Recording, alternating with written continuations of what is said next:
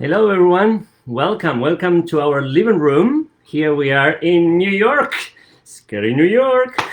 We're staying safe at home, and we're very happy to be doing this.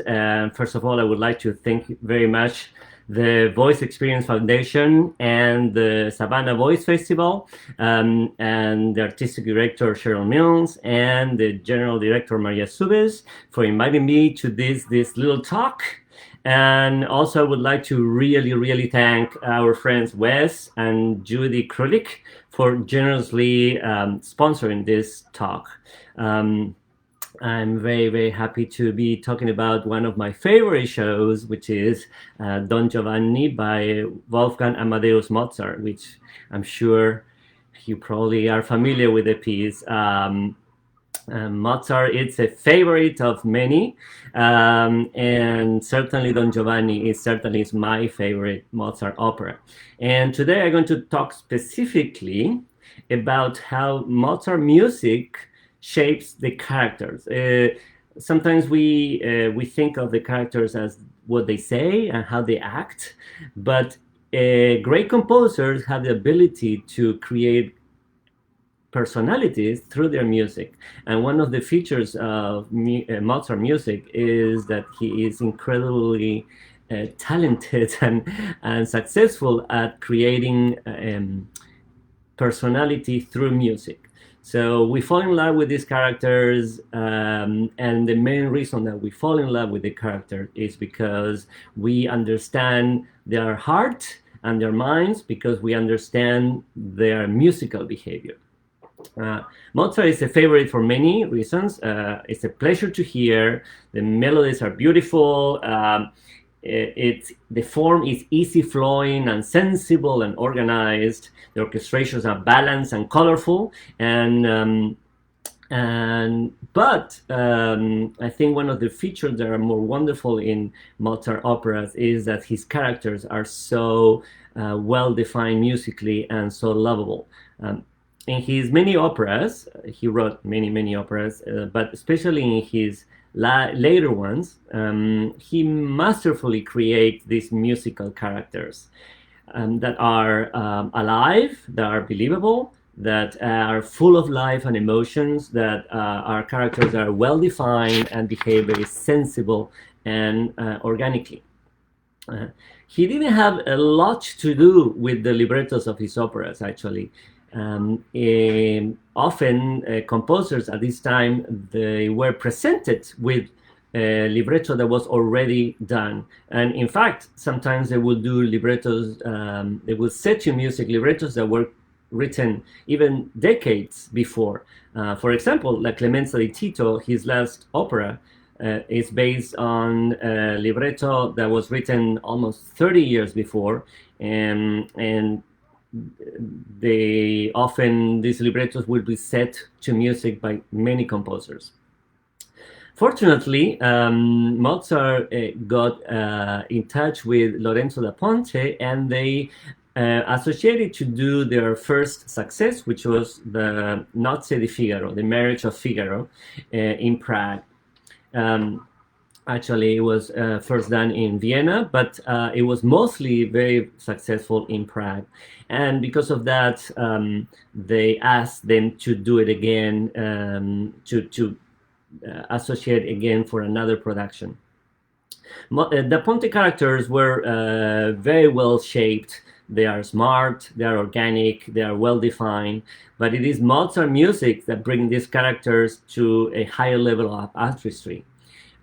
Da Ponte wrote about 30 librettos, and for many of the great composers of his time, for example, Salieri, but it is actually the librettos that were set to music by Mozart that we mostly are familiar with, and they are performed regularly today. And this is because Mozart music is full of genius and outstanding in every aspect. And certainly one of the aspects that Mozart succeeds so well is creating these musical personalities. Mozart shapes the characters with the musical features, and these create specific behaviors, and we feel like we understand their thoughts because we understand their musical behavior. Don Giovanni was commissioned by the Italian Opera at the National Theatres in Prague, and after the success, as I mentioned, of the Marriage of Figaro the year before.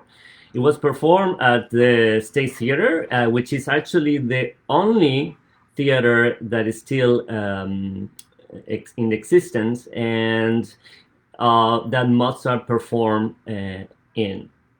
In fact, we had several questions for the Friends of Savannah Voice Festival, and one of the questions that I received was if the scenes from Don Giovanni in the movie Amadeus, on libretto and playwright by Peter Shaffer and directed by Milos Forman, were set in the places that they actually happened. Specifically, if the scenes from Mozart's opera and Don Giovanni were filmed in the theater where that happened. I really appreciate this question for two reasons. First of all, I'm an admirer of that opera. We love Amadeus, but also I had the fortune to meet Peter Shaffer in his last year, and I had a picture to share with you of that was taken in his apartment in New York, but I will do it. I show you next time. And we love Amadeus, and we think that it was a wonderful way to introduce so many people to the genius of Mozart. And I like this question because not only the scenes of Don Giovanni were filmed in the State Theatre, so they were filmed in the actual theater that the premiere happened, but in fact, those are the only scenes in the whole movie that are filmed in the actual location. For example, all the scenes that were supposed to happen in Vienna or in Salzburg were all filmed in Prague. The whole movie is filmed in Prague. And all the locations were recreating the real location except for the scenes on Don Giovanni that were performed in the very theater that we see them in that movie. Going back to the characters of Don Giovanni, let's talk about three different characters: Don Giovanni, Don Anna, and Zelena. Don Giovanni and Don Anna are noblemen. They are people of high birth, and that's why they're called Don and Don Anna. They are hidalgos, meaning they are children of important people of high birth. And Zelena is a peasant. Let's start with Don Anna. Don Anna's actions are motivated by higher values.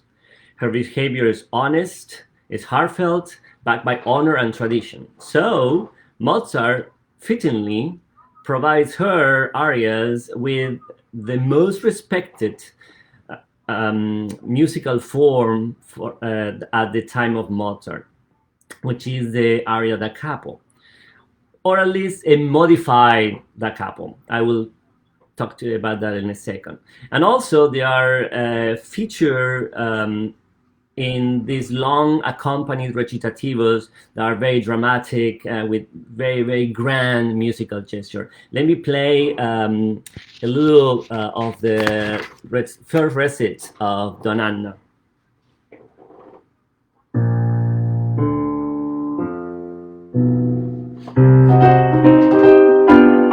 Don Ottavio son morta, cos'è stato?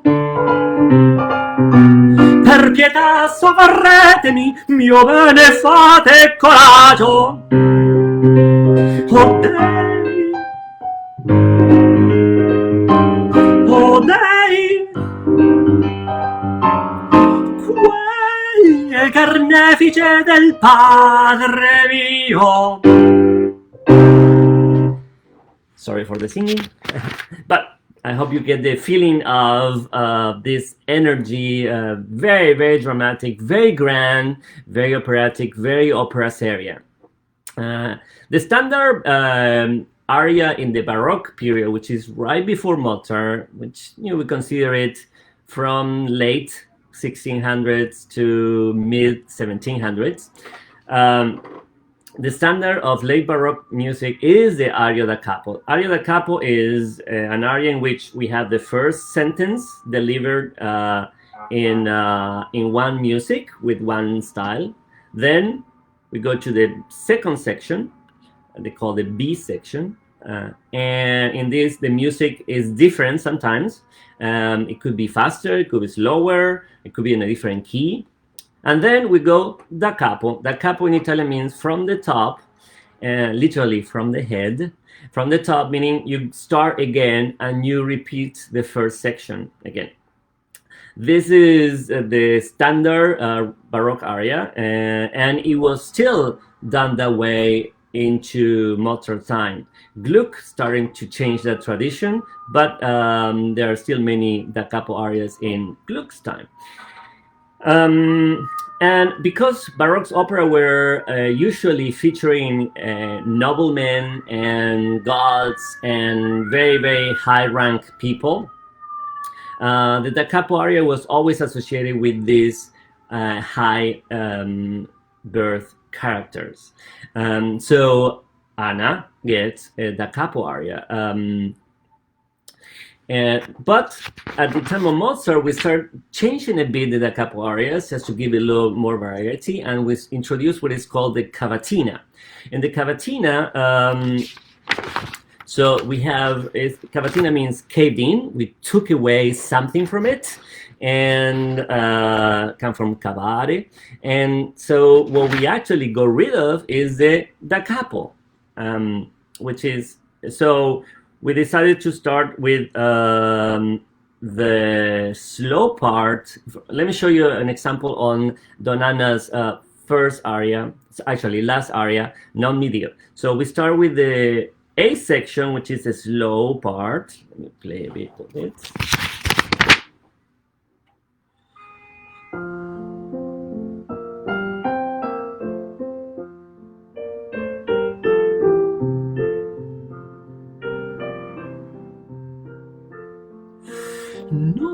Non mi dir belli dal mio che son io crudel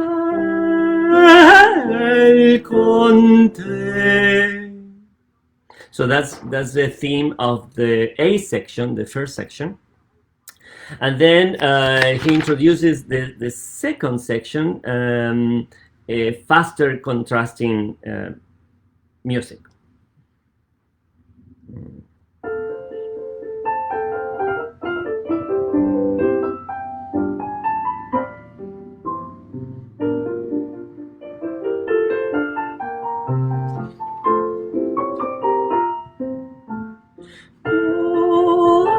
Forse un giorno il cielo ancora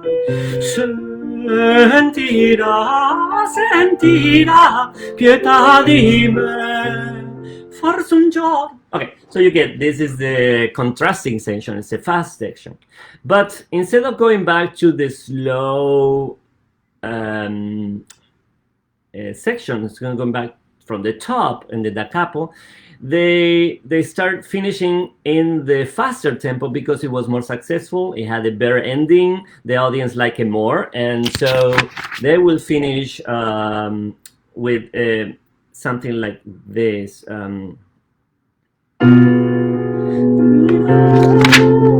Pietà di me, sentirà pietà di me, sentirà pietà di me.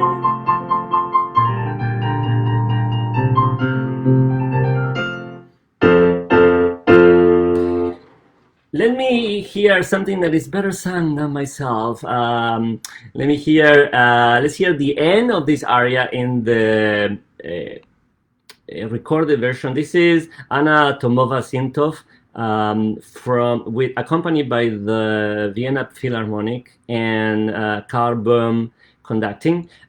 You will only hear it. You will not see anything. You will keep seeing me. But this is the end of Non mi dir. By the way, this is the beginning. You hear the slow music that we're talking about. This is the A section. Now we're going to go towards the end of the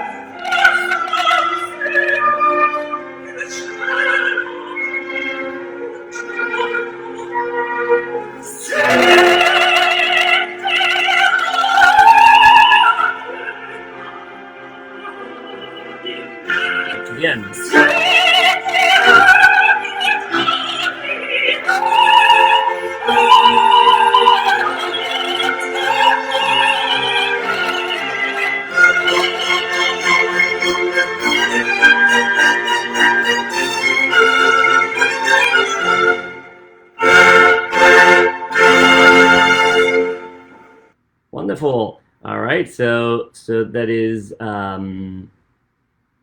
that was Anna Tomova-Sintov singing the end of Non mi dir, accompanied by the Vienna Philharmonic and conducted by Carl Böhm.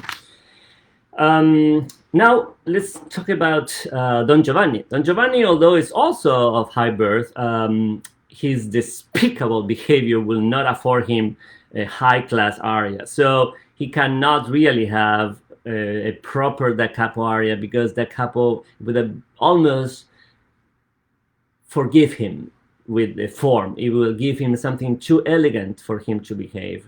In fact, it almost feels that Don Giovanni doesn't have proper arias in his show. Although he sings all the time, the arias are almost less evident. I mean, of course, he has 3 wonderful arias, but they're not stands alone so strongly as other moments in the opera. The first, the longest aria, it almost feels like a scene, because he's just doing stage direction all the time, and he's involving a lot of people, and so it's and it finished very soft. So it's like it's just deceiving. Then his most recognizable other arias are 2 other ones that they're very short, actually.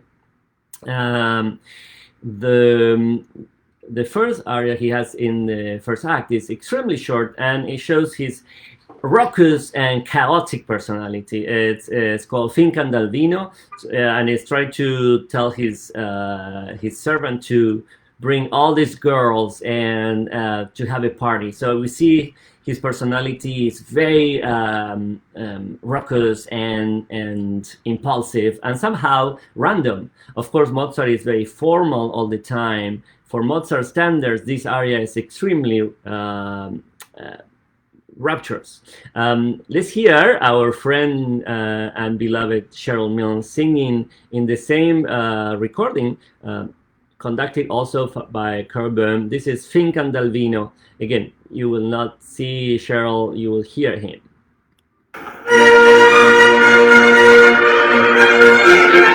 Fink and Aldino, una che festa fatta parar, seco in piazza qualche ragazza, ecco che quella cerca menar, ecco che quella cerca menar, cerca menar, cerca menar,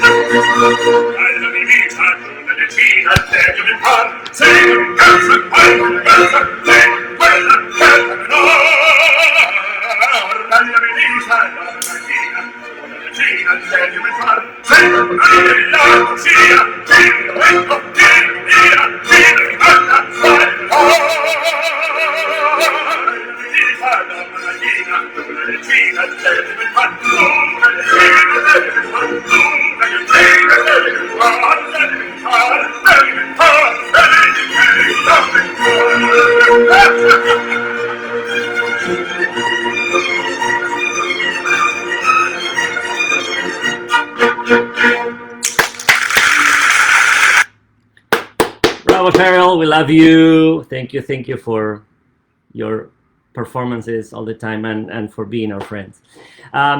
So that was Fink and Aldino.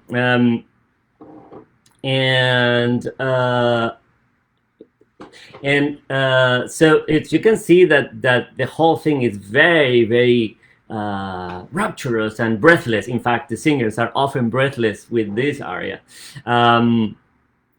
And it shows a very, very crazy personality. It's not as stately as the other dons and donnas in the opera.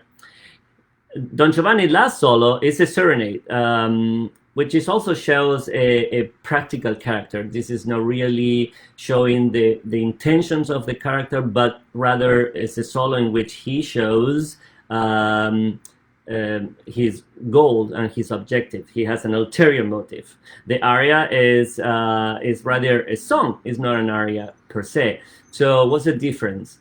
In opera, the characters talk through singing, but sometimes the actual character actually sings in the opera. So not the singer, but the character. This is a case in like this one, when the character of Don Giovanni sings a song. And always songs are less, a higher level, is not a da capo aria, it's something more simple.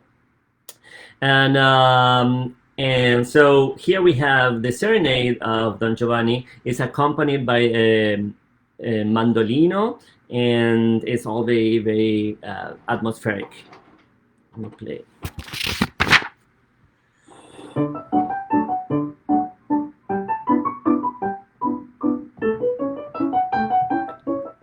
Very playful and royal. Vieni alla finestra, oh mio tesoro, vieni a consolar il pianto mio.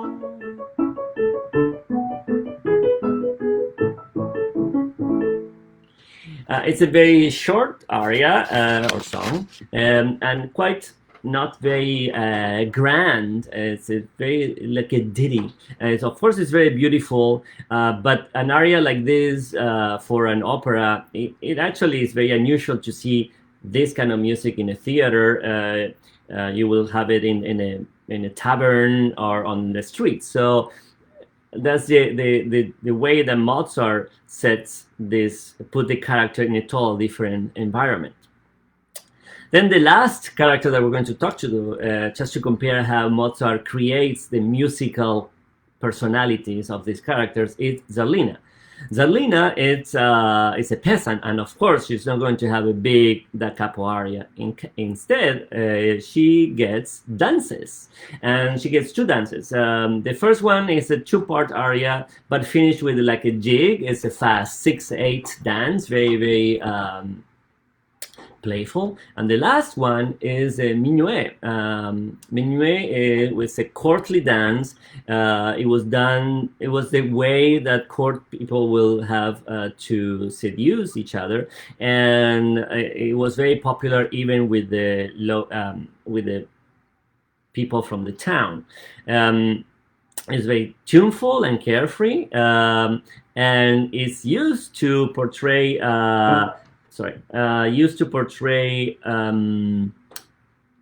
this very seductive and insinuating moment of the opera. This is Vedrai Carino by Zelena, and she's trying to convince Mazzetto that all his problems are going to be forgotten.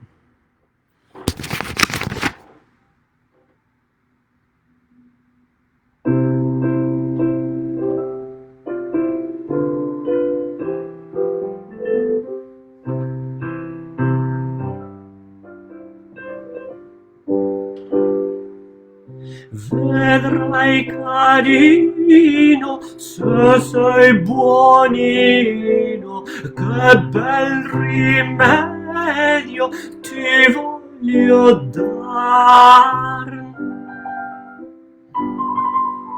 È naturale,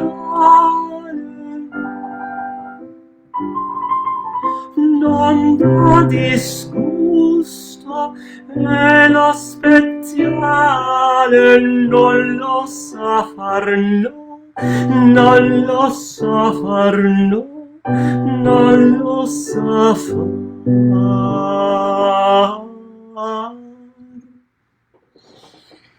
There you have it. So she's very very seductive and very playful, and is set to a dance, so it's very appropriate that his musical behavior and musical personality matches and give us an idea of what the character is.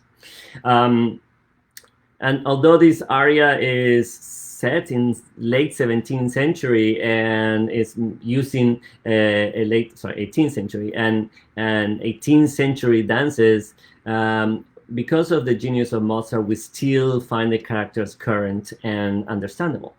Another question I received about Giovanni is, how do I feel about updating the story of Don Giovanni?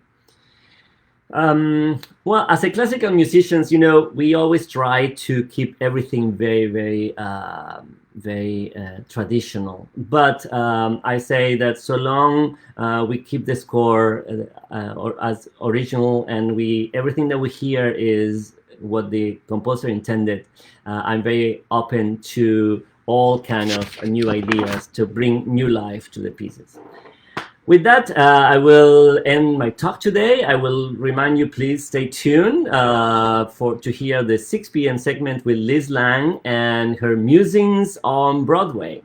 Again, thank you very much, Wes and Julie Krolik, for sponsoring this talk, and Cheryl and Maria for inviting me to be part of the Virtually Live series.